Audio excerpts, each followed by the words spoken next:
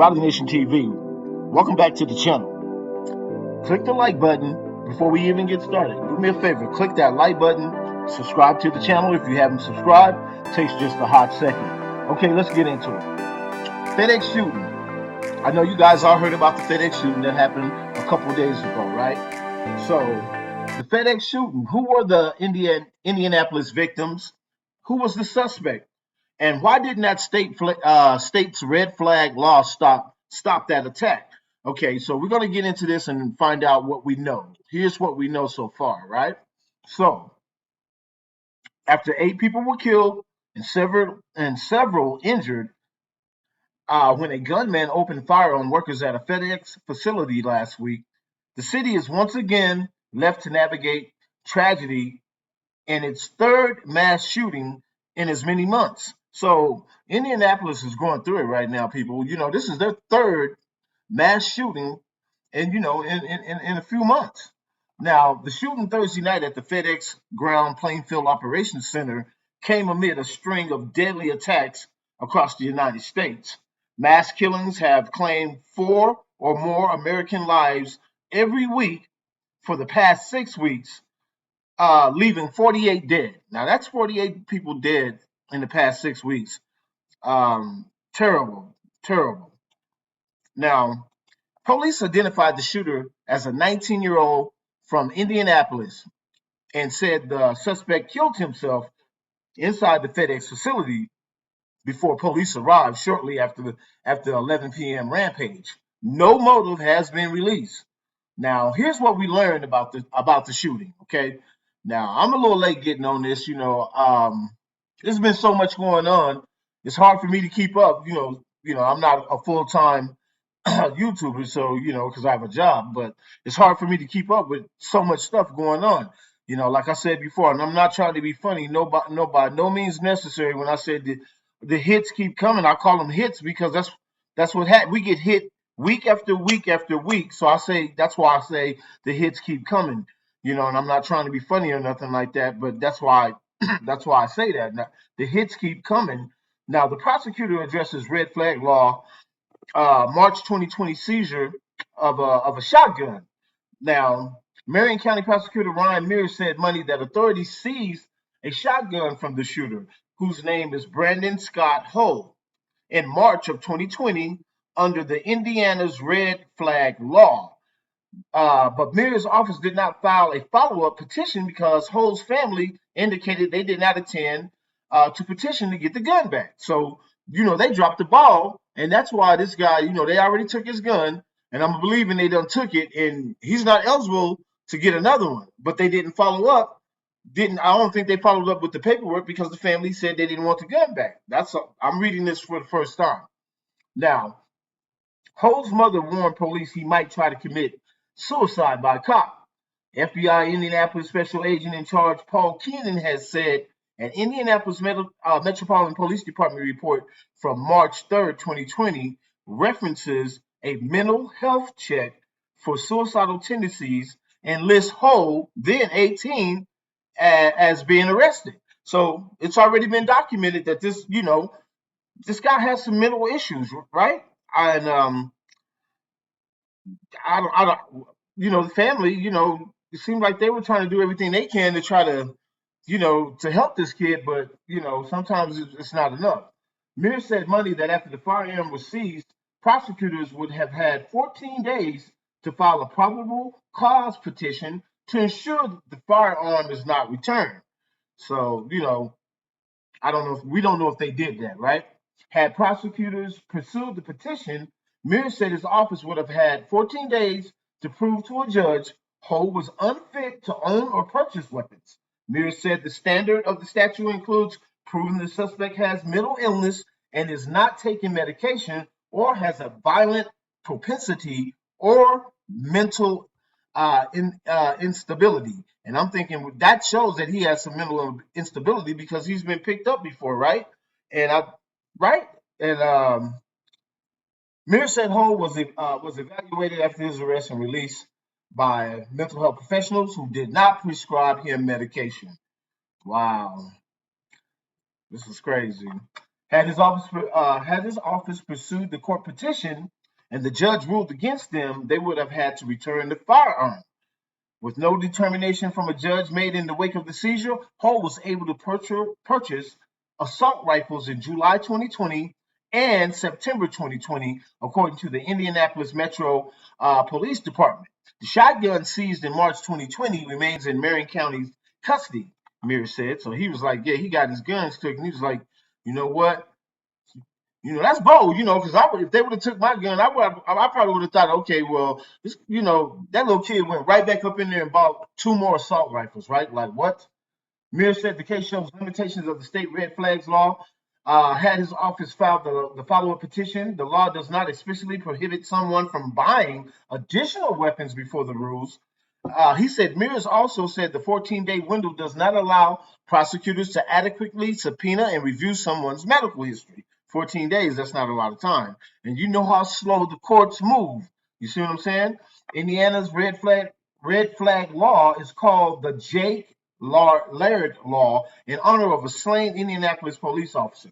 The legislation approved by the Indianapolis General Assembly in 2005 allows law enforcement to seize guns from people who are declared a danger to themselves or others. And that leads me to believe, any kind of mental instability. And he's been arrested, for mental instability. So why didn't that red flag law pop up? That should have popped up. That leads me to believe they didn't do the paperwork. You see what I'm saying? So shooting raises questions about, they said the shooting raises questions about FedEx security too. The shooting occurred during a shift change at the FedEx plant, and many workers were either just arriving to the facility or outside on break. Workers told the Indy Star newspaper that 4 victims were found outside the facility. Another 4 were found inside.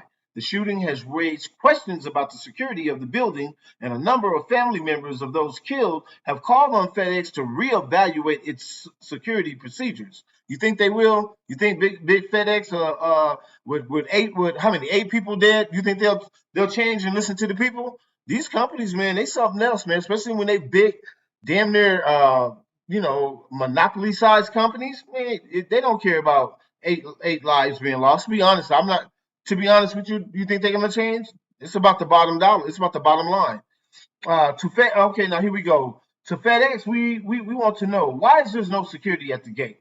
Asked Ramandeep Chauhan at the vigil at the Monument Circle on Sunday. Y'all know 4 Sikhs. That's why you hear some of these different names, because 4 Sikh Indians were killed.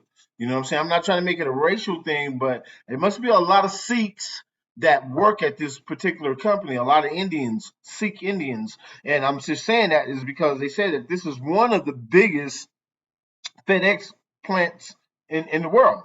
Now, why has no one been looking at the security footage while this was occurring? Why do you have more security to protect your merchandise than the people that actually work there? And you'll find that at a lot of jobs. You know what I'm saying? You'll find jobs that'll have cameras on the inside watching the people who work there, but they won't have any cameras on the outside. You know what I'm saying? Which is really strange to me. They won't have any cameras on the outside. Some companies will depend on other businesses around them for their cameras. And and they won't put cameras up. That's strange to me, especially if you're a big company and you're making money.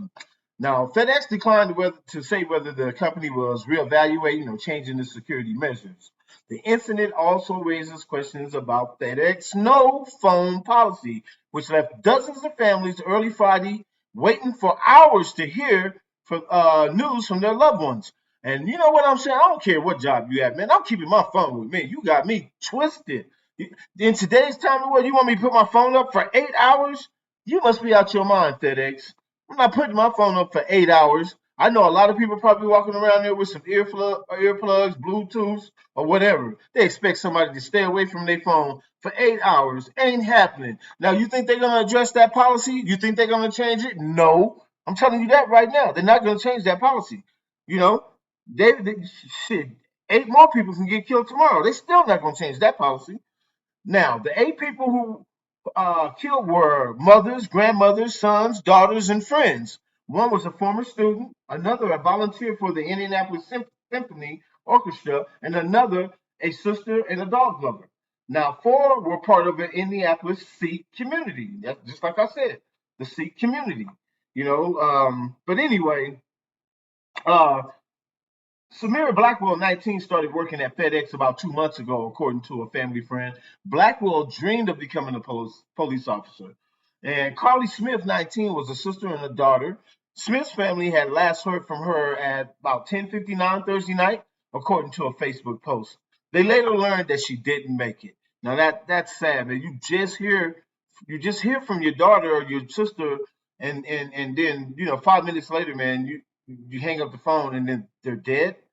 It's just crazy. Now you have Matthew Alexander, 32, was a former student at Butler University. Amarjit Sikhan, 48, a mother of two, started working at FedEx Plainfield Ground Facility in November. The mother of two sons, ages 16 and 22, loved to work.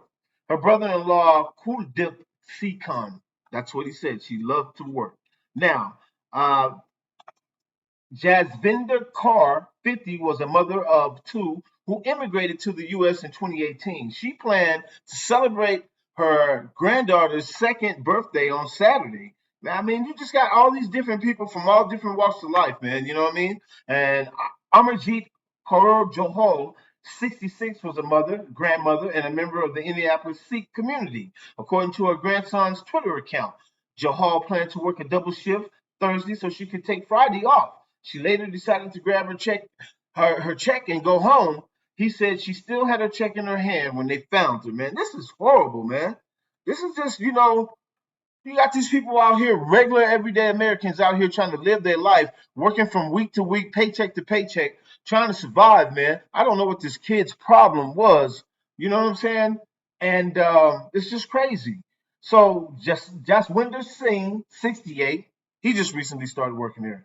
You got John Weiser, 74. Now, who went by the middle name Steve. He had worked part-time as a package handler for about 4 years at FedEx. He and his wife, Murray, were longtime volunteers at Connor Prairie and Fishers, and for the Indianapolis Symphony Orchestra. Now, I'm not going to get into more, and I just wanted to break that down about some of these people. I think it was worth mentioning some of their names because they deserve that. My condolences go out to the family, just to the community of Indianapolis. You know what I'm saying? But definitely to the families though of the victims. You know what I'm saying? There's a lot of families that got destroyed that day behind this kid right here, and I'm not sure what this kid's problem was, but he destroyed a lot of people's family and his family. He destroyed his family. His family tried to get the help. That's the sad part. That they tried.